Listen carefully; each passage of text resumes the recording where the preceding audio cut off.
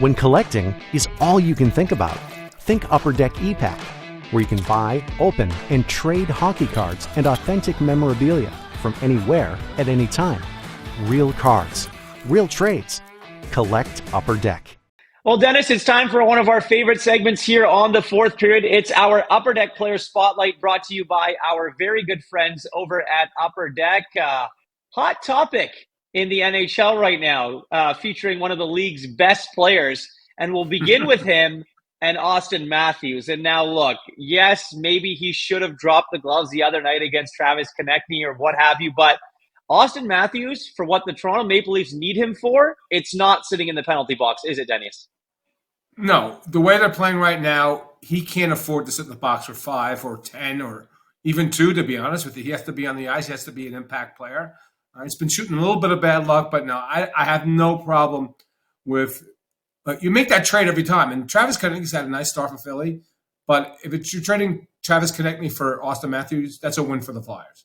And probably for any other player in the league, other than maybe Connor McDavid or Leon Draisaitl, it's going to be a win if you take that player off the ice. So I've got no problem. And that's not, to be honest, if Austin got into a fight, it would be selfish because that's not how his time is best spent. It's on the ice being an impact player, as I mentioned, and scoring goals and registering points for a team that really needs him right now. Yeah, and I think one of the things that people are making a big deal about is his teammates in the room might feel a certain type of way about it, but I'm pretty sure if Auston Matthews is at his best in scoring goals, obviously he's got 10 points in 11 games this season, only to get better. So we'll see what the future holds, but it's going to be a big deal in Toronto. And another guy, though, this guy likes to mix it up. He's a Stanley Cup champion. He's probably the heart and soul of this team, and that's Brad Marchand. Yeah, well, I guess the Bruins really didn't need him to start, but it certainly helps that he's back on the team right now. He came in, first game, scored 2 goals. That's in his DNA, to be a disturber. It's not Auston Matthews. They're 2 elite players in different ways. Brad Marchand is not the guy with the halo over his head who's never going to win the Lady Byng.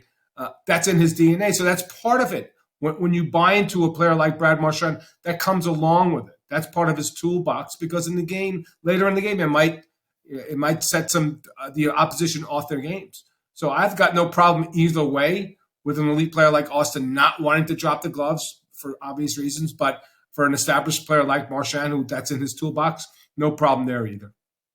DB, thank you very much. It's really funny when we are doing these things to talk about 2 guys that are superstars in this league, but the one thing that's bringing them together, especially in this segment, is fighting.